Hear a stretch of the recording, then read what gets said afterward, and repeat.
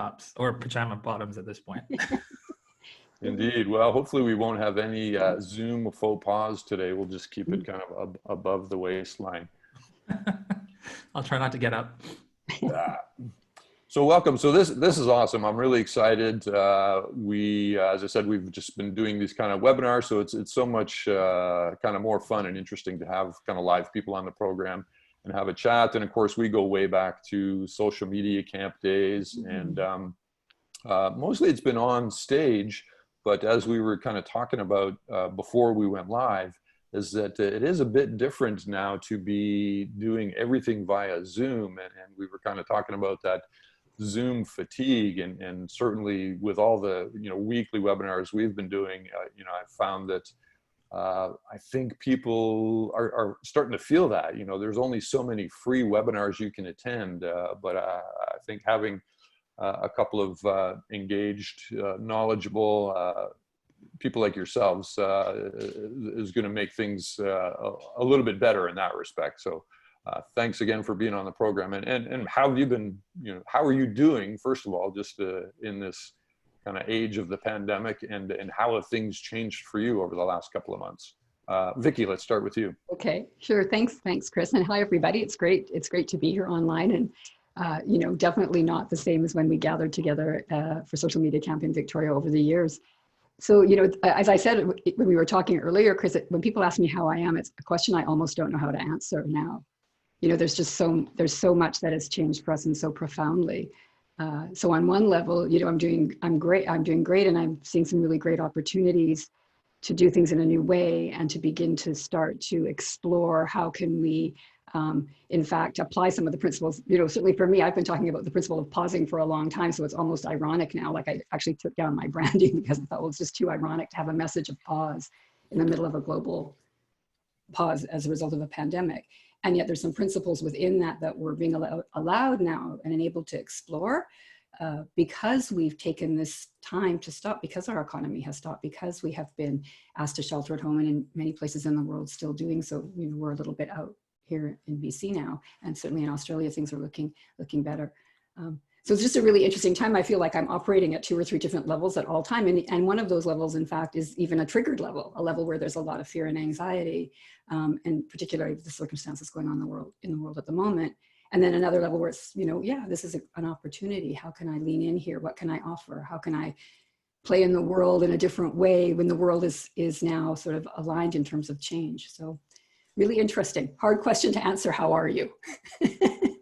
It's true. It's, as you say, there's a lot going on, and it's kind of sometimes hard to kind of even catch up with your feelings and your thoughts, because it's going to change in a day or in 10 minutes. So and your business and your home and your children at home for school, and living life, you're living, we're in our bubbles, and all of our lives are happening in one space at the moment, or for many of us in one space. It's not all the same everywhere. Yeah. Yeah. How about you, Bosco? How are you, and how are you finding things? It's been a really hard way to answer this question, because we've got so much going on, and recent events in the last few days alone have really changed, the landscape when it comes to how we're all feeling. And I think it's safe to say that we as people right now are finding comfort in human connection.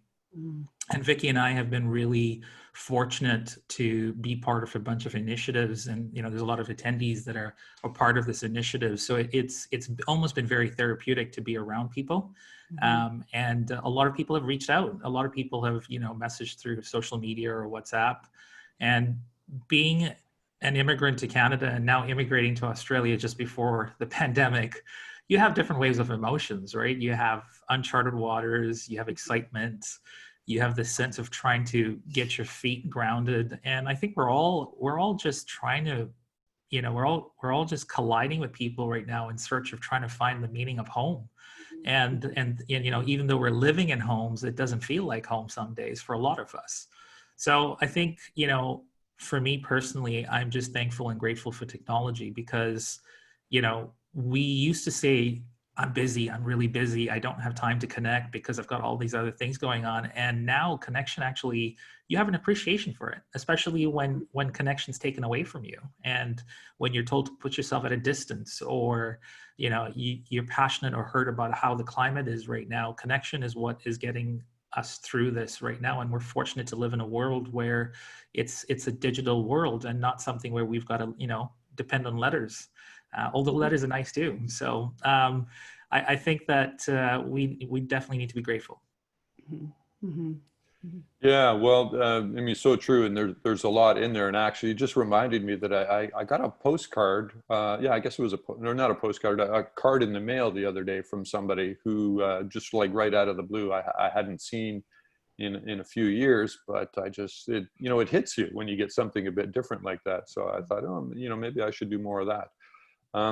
But of course, the title of today's session is the state of social in the pandemic, and I'm even hesitant to use that word anymore, although that's definitely what we're in. But as you said, there's so many other things going on that I don't know if there's gonna have to come up with a new word for the current state of affairs. But you already touched on it a little bit. But do you find that, are you using social more or less, or how has it changed? Or I mean, you've got your own business use of it, and you're also consulting with clients. But what are you kind of seeing happening, and how has it changed the way that you're using social? Vicki, you want to chime in on that Yeah, one? I'll start, because maybe what I'll do is maybe speak to my personal use, and then maybe pitch it over to Bosco, because I know that he'll have dug quite deeply into trends that are happening as well, sort of externally. What I've really noticed in myself, and this was, to be honest, coming before we kind of got serious about the pandemic. So I would say, toward the end of last year, beginning of 2020, I really noticed myself starting to reduce my personal use of social media. There was some call in me to be more, I'm calling it like the reemergence of personal or private life. Almost a desire to have a more private life, starting to realize, do I really need to, although I do like to post pictures of my bread, and I'm in quite a big sourdough community, I really feel like I just had noticed that in myself. I was finding myself feeling fatigued with the nature of social media as a communication tool. And what I noticed once, the sort of the lockdown occurred and, the pandemic news really hit, is that I still am going on to social much more consciously. I'm thinking, what is it that I'm saying? How is this going to affect people? Am I contributing to a positive, reassuring environment? Am I contributing to more panic and fear? And so really being reluctant to post personally, unless I could be really clear about what was the intent and how is it going to contribute to the conversation and the amount of information, right? So much noise. But the other thing I noticed is a real move for myself, and I have some research that bears this out, movement toward groups. Suddenly I joined a COVID comfort group. I think Wendy Sears is on the call. That group went almost overnight to like 600-700 members, then to 1,000 members. It was super fast. We talk about the things we're doing that comfort us. There's a group called A View from My Window. It's over, I think it's 1.3 million in less than 1 month. 500,000 people have joined in the last month. That group, people taking pictures out their window. This is what I'm looking at today. So I really, find that I'm spending time, a very specific time in groups, and then being much more conscious about what I'm posting and what I'm engaging with in terms of the impact. What impact is this going to have on the broader world conversation, or on the people that are connected to me via this very amplified network? So that's sort of more of the personal side. And I don't know, Bosco, if you want to look at it more, more globally, or how, but I always love what you have to say. So. I think I'm gonna look at this in 3 different lenses. I think, because there's so many narratives. I just put a post about multiple narratives. So I'm going to start off with the personal lens, and that is, right now you can come from a place of fear, or you can come from a place of love. And I'm as much as I'm a consulting brand, I'm a personal brand, and there comes a time in your professional career where you take some time back and you don't need to be part of that noise anymore. And for me, 2019 was when I edited my book. I wrote a 76,000 word book, not a page. And I just took some time off social, and it's okay to take that time off social. And so I'm sort of re-emerging, and I feel I have to, because the lens right now is either fear mongering or coming from a place of love. And I feel like right now, if you are spreading hope, or you are approaching your business or brand from a place of hope, people need that now more than ever before. You owe it to yourself and you owe it to other people. I also want to talk about the lens about where the climate is right now, you know, and there's different lenses. I don't want to be the person that says one lens is wrong and the other one is right. But I will tell you this, as a colored man living in this world, I don't want to mute myself. I don't want to black out anything. And that's okay. That's my opinion. And I respect everybody else's opinion. I don't want to take away or minimize anyone else's pain. But I've had people reach out, check in and ask how I'm doing. And that's okay. And if people are calling me or messaging me and they're feeling really uncomfortable to talk about the subject, don't be, because you're in a safe zone. We're all in a safe zone as people. And as a colored man, I see past the color. So for people, you know, in my tribe that want to have these really uncomfortable conversations, Will Smith said it best. You know, racism has been going on for a long time. It's just being filmed now. It's just being recorded. It's just being archived. But this has been going on for a while. So for those who aren't in this realm or haven't felt this realm, no one's judging you. No one's calling it privilege. I'm not. Because at the end of the day, I've seen past that. We're past that. And so it's important to have the meaningful conversations, and it's important to have the connection with people now than more than ever before. And so professionally, I've seen the rise of what we call the audible and the visual world. You know, keywords now come through voice recording devices. Keywords come through video. You know, you see big events like Rogan, I think, just sold his podcast to Spotify. You know, we're seeing $100 million. Yeah, we're seeing Elon Musk, you know, coming on the podcast world. We're seeing Trevor Noah trying to make sense of this visual world because he's moved from the studio to operating from his home, you know, and we're seeing this from a larger scale. We're seeing this from a smaller scale. But, you know, the first month when COVID hit, everything shut down. Everybody went into lockdown. And more importantly, we were all trying to make sense of it. And I feel like as the restrictions, good or bad, are lifting, I'm a lot more cautiously optimistic. We're seeing ad budgets increase. We're seeing tons of digital advertising. We're seeing, you know, Facebook and Instagram moving from a connection-based society to a video-based society with invitations to private video rooms as well. And so businesses have to adapt. Businesses have to go, how can I get on this trend and how can I evolve my business, you know? And so the best thing you can do as a business owner is either follow, build, or join the tribe, and now more than ever before. And professionally, both Vicki and I are honored and humbled to be part of the Gray Swan Guild. And it was an invitation from Vicki to come in, and it was a collection of really sense makers and a global think tank. And we're even trying to find our own identity. And it's really exciting to be part of this, where people came in and expressed their point of views to try to sustain humanity in the economic sector. And we're proud to be launching this in the next few days and publicizing a document that's well put, and it covers so many different lenses and scopes. And we need more of that in this world, because hate's, you know, we're done with hate. We're exhausted with hate, and we need to come from a place of love.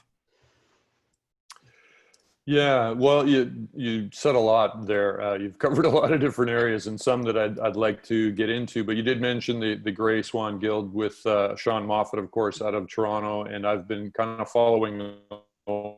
I wanted to get more involved in that, but I just haven't had time with the other stuff I've got going on. But he's a brilliant guy, and I'd love to have him on the podcast at some point, and interested in what's going going on. His partner is on the call too. Andrew is here too. And I noticed Dan's here, and Daniel, there's quite a few. There's a few Gray Swan Guild people here, actually. And it's really, I think an example of the kind of thing that this crisis has afforded is that it brought a group of people together really committed to a kind of change in the world, to bringing a kind of sense to the world, to bringing a kind of lens to the world that is both intelligent and compassionate. And how can we help to inform choices that now many businesses are getting to make new, fresh choices about all of the ways that they do business. including the way that we connect to each other one-to-one.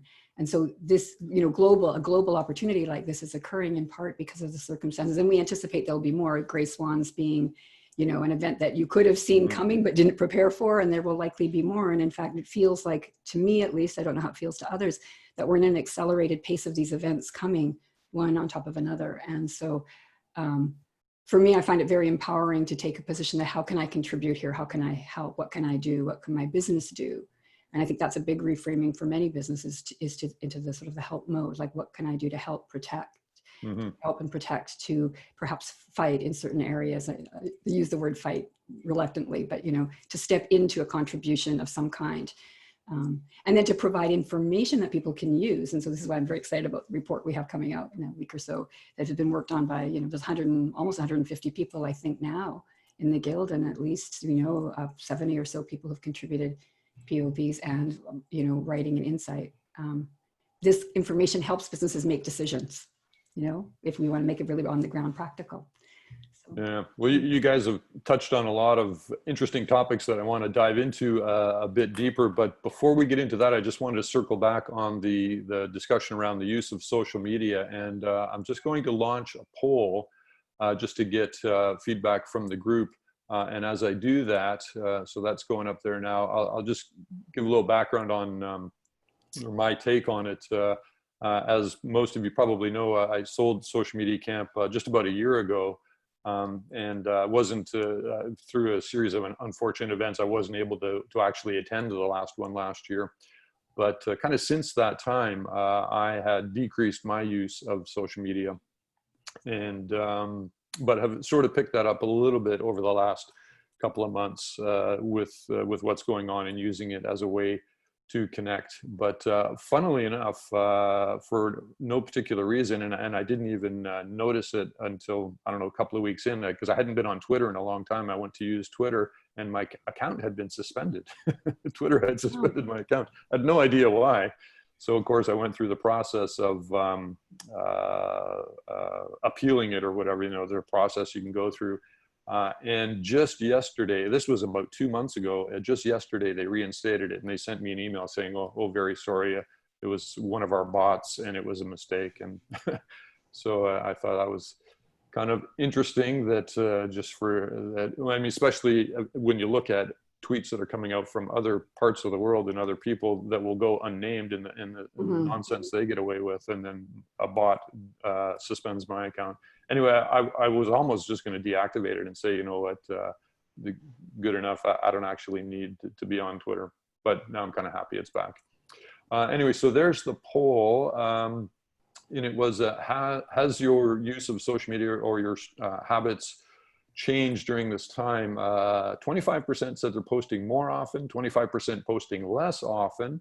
So there's an interesting breakdown there. And about 50% say it's about the same, so no change. So interesting. Thank you for that. There you go.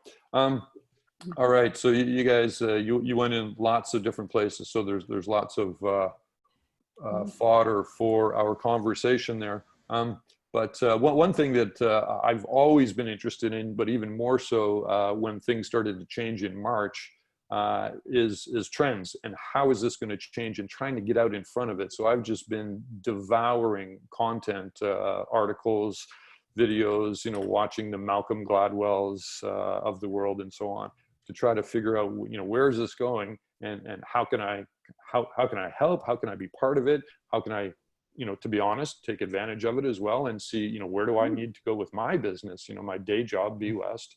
How are things changing, but also, and what new thing can I launch as well that will be part of those trends? And so, I'm trying to do that, obviously, more live sessions like this and talking to people, and the beauty of the fact that we can chat around the world. Actually had a call on the weekend with there's about 30 of us on the call from all parts of the world. So that was really hard we had it at 3 o'clock in the afternoon here. We had people in New York, it was 6. We had people in Europe, it was midnight. And we had people in Japan where it was 7 a.m. and the call went for 3 hours. So it was pretty wild. Anyway, I wanted to get your take on, have you seen any trends developing now, or, where, looking ahead, what do you see as some opportunities or things that are going to change? Vicki, or I can't remember who spoke last, but who Start wants with to start? Bosco. Okay, Bosco. Yeah, there's definitely been a few trends that have kicked in. Personally, I would say personalization of content has been one of the biggest game changers for my business. And when I talk about personalization of content, it's taking the conversation from the noise and bringing it into your backyard. And you know, it's led to a lot of white label decision making options for me, where I'm collaborating with a lot of different consultancies and brands.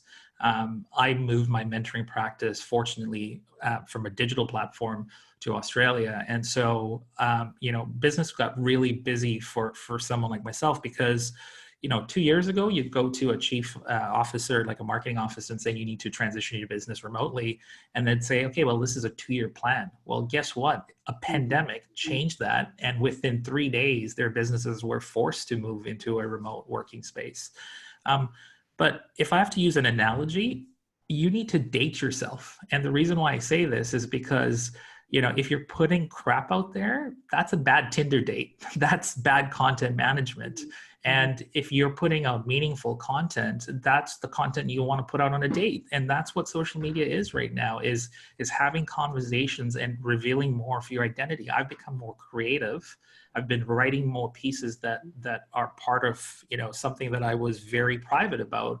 And the reason why is because as a business owner, I've had to adapt. I've had to change and realize that the platform has moved from an in-person context to a digital context. You know, I was doing 30 events a year after my TEDx platform, and now everything has gone into either podcast or a digital sort of realm of events.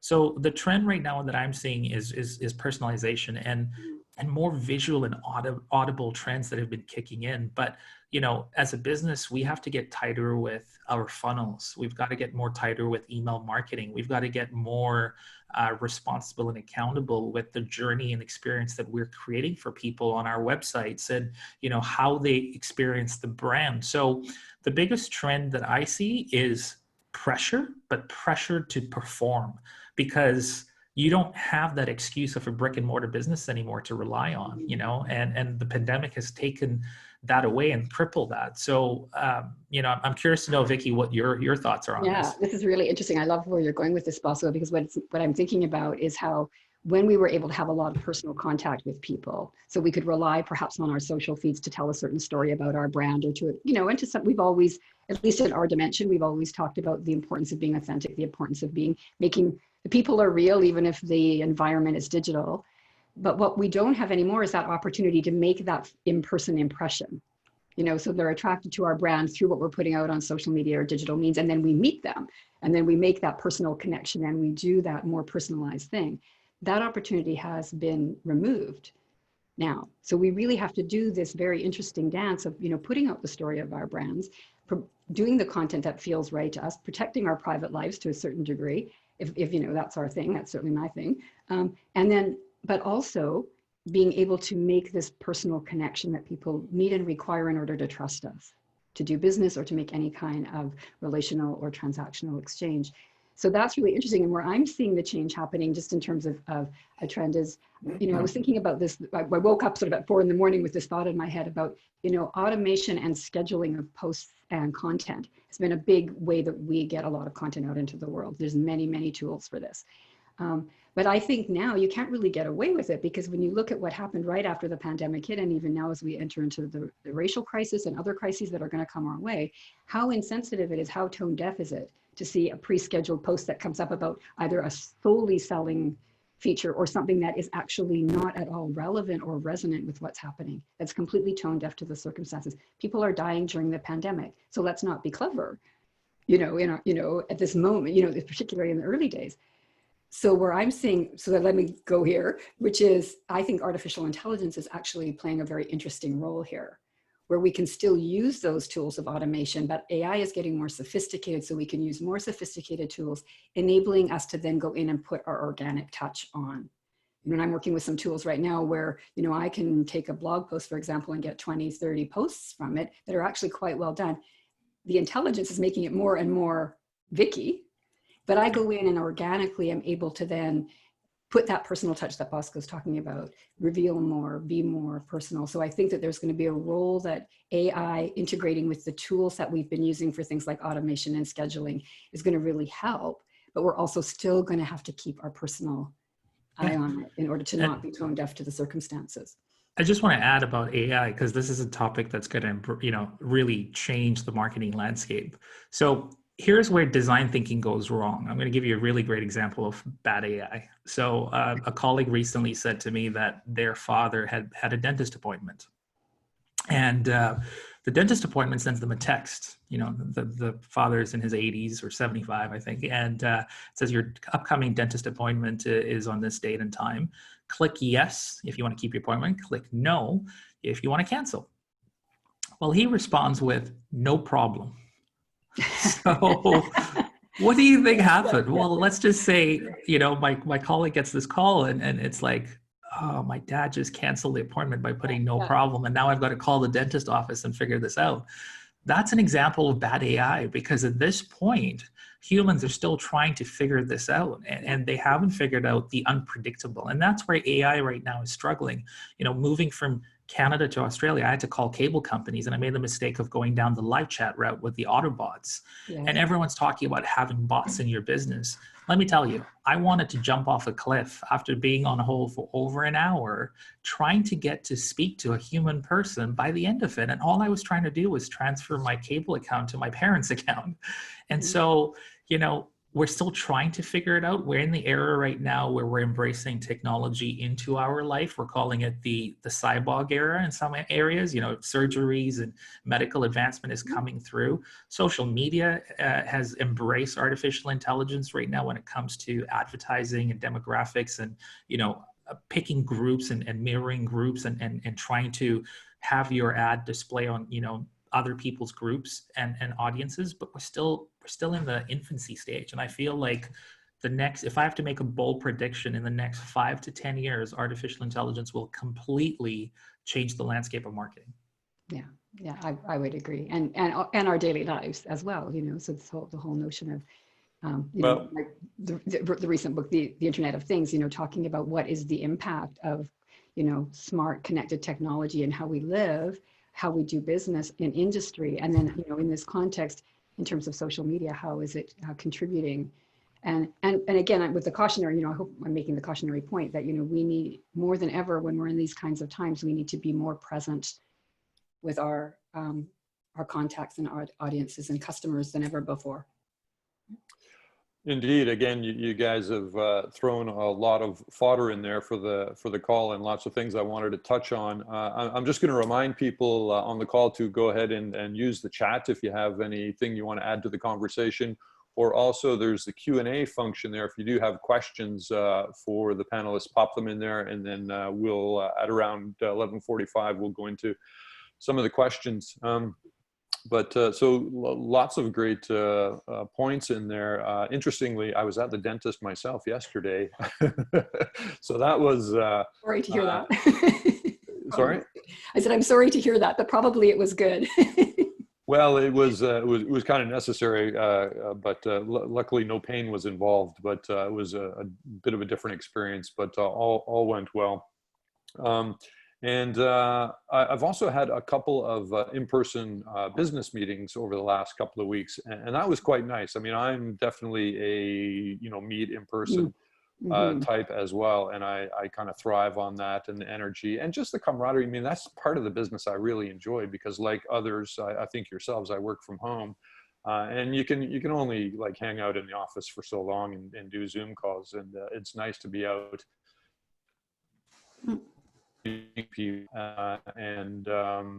So I've been enjoying that. The other area I wanted to kind of wade into a little bit, you guys have started to talk about it, was just the nature of business going forward, and who we're going to be doing business with, and who our clients are. And then Bosco, you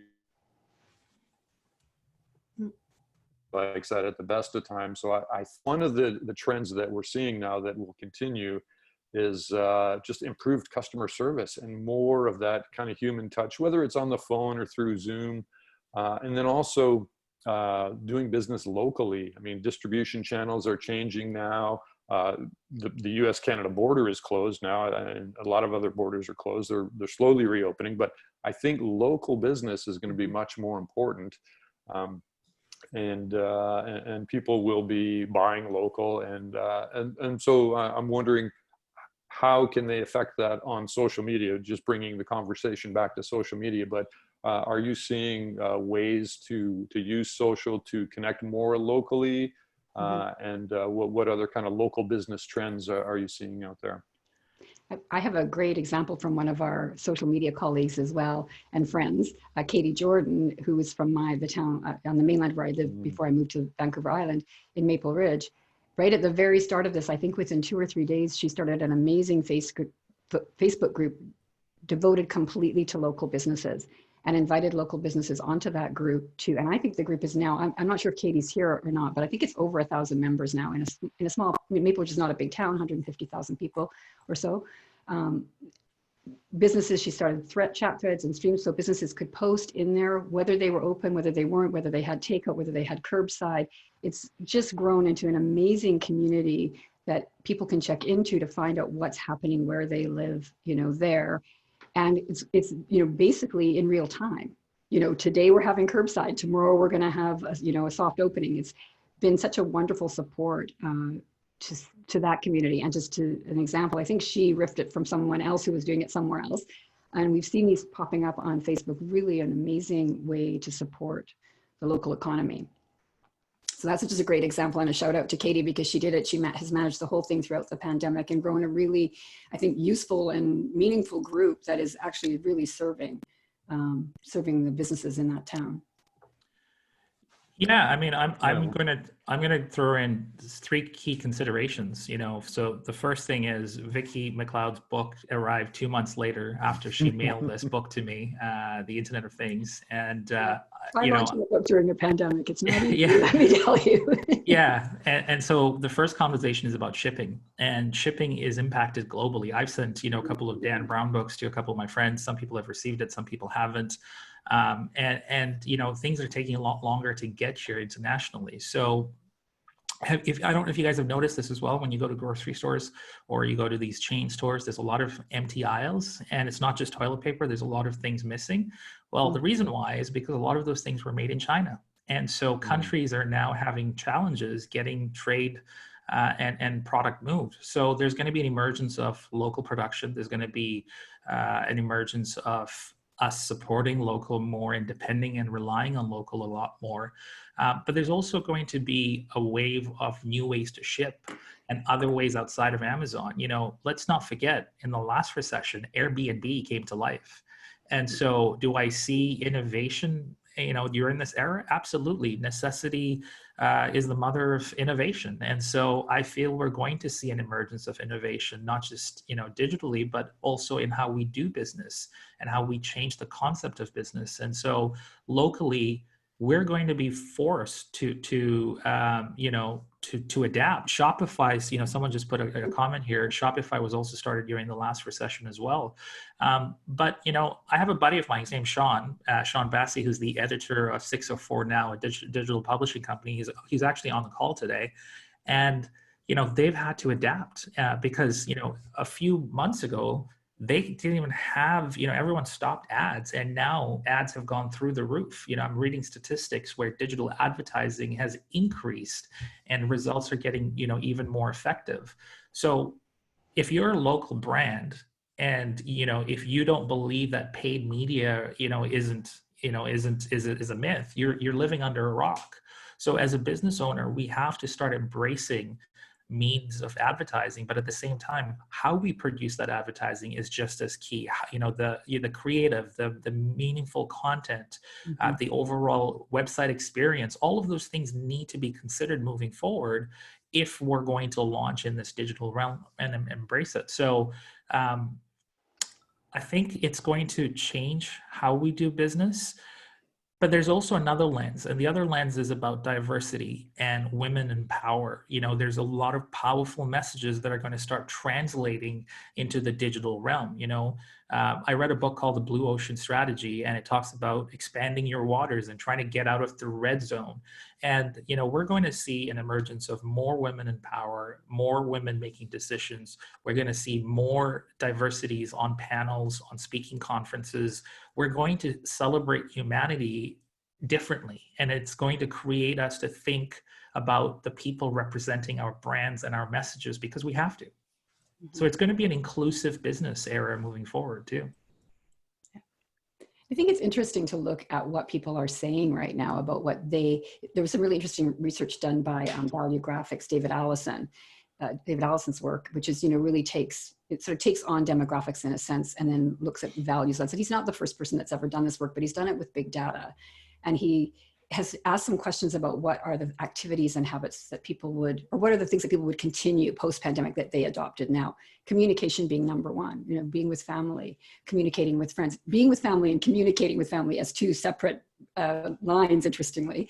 And then also education, personal growth and development and education. So I see a huge opportunity here for any kind of business that offers that kind of thing, you know, the opportunity for people. I think one of the examples that he used is, you know, we have the delivery grocery services. Well, what about a delivery grocery service for 10 people to cook together? So your family bubble, so you can continue this activity ongoing. So just a twist on something that's existing now, making it more, adapting it now to the needs that people are saying that they have and that they can foresee themselves. And again, this research report we have coming out next week, you know, has a whole section on activities that people believe that will be frequent to them in the future. One of them is shopping local. Interestingly, one of the trends that's emerging, we'll see how the research pans out by the end of the week, but it is looking right now as one of those areas that people really plan to focus on. So if you are a local business, you can start to lean into that, you know, lean into what people are saying. Here's what's happening now, and here's where I see myself or see my neighbors, and, you know, in at least the near-term future. Well, you touched on one of the benefits of social media that I've been a fan of for the, I don't know, 15 years, I guess, that social has been around right from the early days of Twitter. And that's, you know, we all know that there's the kind of two sides or two aspects of social media. There's the talking, the publishing content, and we all seem to love that more than anything, you know, putting our message out there. But then the other side of it that I think doesn't maybe get as much credit, or that we don't kind of lean into or take advantage of as much, is the listening. And not just the listening to hear, well, what are our customers, our colleagues, our friends saying, but then also just the kind of the macro, looking at those trends and using all of that data and to really listen to what is going on. And it's getting harder to do, obviously, because there's just so much more content and there's a lot of noise out there. But if you can put filters on that and bring that down to like your local community, if you're following certain hashtags, so there's different ways to do it. But there's certainly a lot of value in that a macro, but then also just from a client standpoint is really listening to find out, well, how has what we're going through changed the business, and what are they going through both kind of personally, and, you know, because there's lots of businesses that are struggling right now, and how can we help them? But then also, you know, what are the needs of their customers, and how can we best address that? So, I mean, lots of great fodder for conversation there as well, but we're at 11:49 now. And so I just wanted to go to a couple of the questions. We've got a few questions in the Q&A, and also encourage people, if you do have questions for Bosco or Vicki, now's your chance, pop them in the Q&A. So I'm going to get to one from our friend, Angela Crocker. Thanks, Angela. She says, as we're focused to adapt, I found it interesting how cultural content has been essential to day-to-day entertainment, wellness, and connection, yet much of it is being given away for free. Yeah. Any thoughts about how the cultural industries can build a sustainable business model through social media? That's a fantastic question as well, because I have a couple of family members that are musicians, and I know lots of musicians, and they're another group that's struggling. And I'll just throw one out there. There's a group that I worked with last year on Galliano. They would have had the music festival coming up this summer. Of course, that's canceled. But they've changed it to what's called the Couch Festival. And so you can sit on your couch and and they have all the musicians playing, and it was by donation. So I'm not sure how well they did, but I mean, there's one example of someone pivoting quick using the technology. But great question, Angela. Thanks for that. What are you guys thinking about that one? I'm noticing a lot of partnerships with venues and digital events right now. So a friend of mine is a musician, and he recently just got a gig where he performed under the stars, and he basically live streamed it, and it was sponsored by a group of people that put on events, and they paid for his time and his energy, and more importantly, they marketed it to their email database, and basically had people on a Saturday log in digitally at their family events, put themselves on mute, and just listen to some relaxing music under the stars. It was one of those really cool experiences, and they also invited people to donate, and those donations went to charitable causes. So you have to align multiple messages and narratives if you want to actually make something sustainable, and that involves inviting people to participate. Right now, social is about inviting people to participate, and not putting the pressure on those people. It is really genuinely saying, look, I'm thinking about you, I care about you,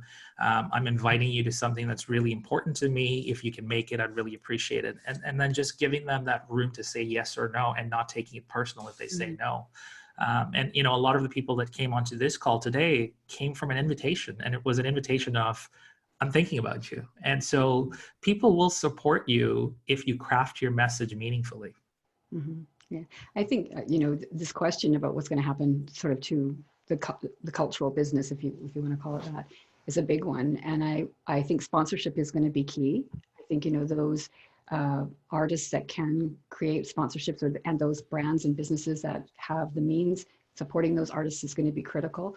I love what we're seeing emerge, and I don't have any really deep thoughts on this yet, but I can see it kind of coming, it's brewing around to me, about the pay what you can model. I know I'm thinking about offering a writing workshop, for example. I've been asked by people to do that, just for helping people to sort of connect during this time and write their experience. So important that we capture this time in history as well for ourselves. And I've decided it's going to be a pay what you can model, and that may be a model that I stay with. So I think that there's sort of a shift in both how there's obviously a huge shift in how we're consuming culture, right? Right now, obviously, we're doing it so much of it digitally, but then also in how are we going to fund it and finance it, and how are we going to decide that it matters and is important. I know, local museums and so on now are doing which is common in Europe, and like a lot of tourist centers, you go and you have to make an appointment, and you have a certain time that you go, and you get to, go through the exhibit on a schedule. And I know that that's starting to happen here in BC, so that we can get some of those brick and mortar places open again. Far reduced scope of audience that they're going to have. So I think sponsorship is going to be key. I think also, I know Sharon has popped into the chat about Instagram, for example, is attaching advertising now to those kinds of live streams, the advertising money to be shared with the artist. So I think that's another way. And it wouldn't surprise me, and this may already be happening. I should check with my friend Mari Smith and see, but I think that there's going to be opportunities for pay through Facebook Lives as well. So that you can then, because at one time Facebook did have a paywall, and then they moved that. And so to be able to actually have your event, live stream it, and then have a method that people can donate or pay as they're coming in to the event. Well, I think the artists that are offering their stuff free right now is absolutely the right thing to do. Yeah, let's coin the term donate funding, because I think we're moving from crowdfunding to donate funding moving forward. Yes, yeah, right? That's a great term, Bosco. I like that. Yeah, it was interesting. I saw that Sharon had posted what Instagram is doing, and I was wondering if Facebook and YouTube might follow along soon. But certainly some of the big players have got to be thinking about making changes to the platforms and how they can be part of the solution here as well, because there are big segments of the economy and society that we need to help kind of shore up, and certainly the cultural portion is a big one. Let's get to another question, and I'll encourage other people, if you do have questions, pop them in the Q&A there, or the chat, but preferably the Q&A. Chris asks, are there any social media platforms that have excelled during the pandemic, or others that saw a lower number of monthly users? But let's just say, have you seen any that are kind of increasing in usage, or have people kind of flock to one or another, or what are you using? There's always one person that always asks this question about the platform wars, and I've never been to a social media event where someone's never asked this question, and so I was waiting for this one to come up. But look, TikTok's had a lot of micro videos. Businesses are still trying to figure it. Some of them have really moved into the influencer world when it comes to dominating TikTok. However, that said, I think the two that I've personally found value in right now has been LinkedIn. As far as the professional networks, we've had to really lean into LinkedIn. Facebook has been a mixed bag of chips. It always has been a mixed bag of chips. But WhatsApp, I mean, taking your practice offline, taking your conversations offline, and I guess WhatsApp is in between. It's owned by Facebook, so we've seen an emergence of a lot more conversations there.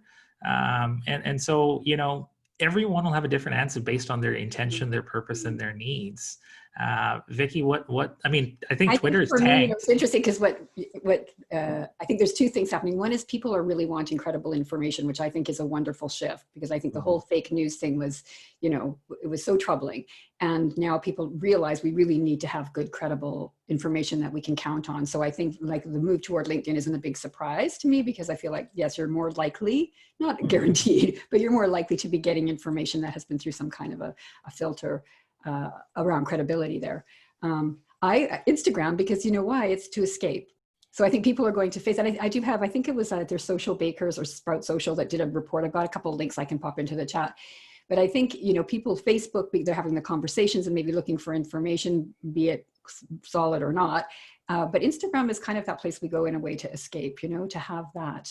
We need those moments where we can just breathe into being human. And we can, for me, it's pictures of bread or pictures of strawberries in June, that place of, I call it everyday happiness, where we just have an ordinary moment of joy. I think Instagram is great for that. And I have really noticed in my group of colleagues, people are experimenting with TikTok. I know my colleague, Rebecca Coleman, is, just had amazing success putting her recipes on TikTok, and had the opportunity with the time available to explore another platform and try using it. So I agree. Yeah. Everybody has a different answer, and that's mine. but if I can just say one thing about social really quickly, is this: it doesn't go back to the platform, it goes back to the storytelling. Yeah. And I'm a big fan of this, and IKEA is a perfect example. So IKEA recently came up with a production piece of how you can use their furniture to create forts. And they were speaking to a specific audience. They were speaking to an audience of parents working from home while their kids are trying to go to school. And so they came up with this innovative concept of using their furniture pieces to build all these kid forts for your kids to be entertained. And what better way of great storytelling during a pandemic, because they picked the right time, they picked the right audience, and more importantly, they created visual content that then got spread across all their channels. And so, if you're a believer of, trends and where to go back to the storytelling, go back to the origin. And if you can get into a really crafty storytelling piece that's creative and meaningful, social will go well for you regardless. Yeah, that I just think is so brilliant, Bosco. And the other example that came to mind, especially as we were talking about, possible themes for today, I think those businesses that are doing great business are also doing great social. And what comes to my mind are the breweries who jumped on board with the need for hand sanitizer and changed their businesses to be able to use the alcohol that they had available to produce hand sanitizer, and then told that story, not only from the point of view of we're doing this really good thing, which they are, but from the point of view of what it took for them to do that, and the people that came out of their bubbles to come to work to do that. So, my call to action would be, I guess, do good business first and good social will follow. This is, if you have a solid brand and a solid intention with what you're doing, you can tell that story and you can tell it with confidence. But those businesses that stepped in to help, just to protect, to pivot really quickly to meet real needs are those, to me, that are going to survive this in very successfully. Yeah. Well, kids certainly love forts, no doubt about that. Yeah, you reminded me back to my days of lawn chairs and putting blankets or something over the lawn chair and making a fort. So now I guess we have IKEA furniture for that. So there you go, a good story. We need a fort to crawl into, when the days get tough, right? Sometimes we need a fort. Close the door. It is amazing how fast an hour can go by. We could carry on, I'm sure, for many more hours, but I want to respect everyone's time. We said 1 hour from 11 to 12, and I know we've all got other stuff to do. So I want to thank you both very much for coming on today. I want to thank all of the attendees for coming on as well. So the offer, as we mentioned earlier, both Bosco and Vicki have offered free one-on-one consultation calls with anyone that is on the call today. So they're both coaches in their own right. So do you want to pop your email address into the chat, each of you, and then I do. People on the call, yeah, can line up a free call with either Bosco or Vicki at their kind of leisure through the chat email. And the other offer that Vicki made is, I think it was for 3 of your books. You've got 3 that are out, I guess. Yeah. Yeah, 3-pack. So a book bundle, a 3-pack of books. So what I've done is I've taken all of the names of the people that are on the call and I dropped them into Excel, and I've got the little kind of randomizer thing that Excel does. And so I'm going to randomize, and congratulations, Wendy Sears. Oh, you are the lucky winner of a bundle of books from Vicki McLeod. And actually Wendy is up your way. So that's right. I could deliver, maybe we can do a socially distanced visit. And I was going to say delivery won't cost much. We might have to trade some baked goods, Wendy. There you go. Awesome. I also, just before we go, want to thank once again the sponsors. So West Shore Chamber of Commerce. So Sarah, maybe you can pop the link in there as well. So check out the chamber. Also Serious Coffee up at Millstream there. Drop in and say hi to Paul. He was on the call. Have a beverage. Serious Coffee also has, they're open. They have seating indoor and outdoor now. So if you need to have a business meeting or a socially distanced chat with somebody, check them out. And the call will be recorded. It'll be live on the SOHO website later this afternoon. And if you do want to sign up for the session next week, the live kind of walkthrough of the SEO audit, 14-point SEO audit, just go to sohosummit.com and you can sign up for that. So once again, Bosco, thank you so much for joining us early in the morning, all the way from Australia. Yes, much appreciated. You too, Vicki, even though it is a more reasonable time of day. It is, yes, we're in the same time zone, yeah. We are in the same time zone, yeah. So thanks very much. This has been wonderful. And in the words of Bonnie Henry, I want to wish everyone to be well. What does she say? Be well, be kind, and just be healthy and be good humans out there. You know, everyone's got their stuff they're dealing with, so let's all just be good to each other. And until next time, I wish you a wonderful day, and I will bid you adieu. Thank you. Take care, guys. Thanks for having us. Everybody.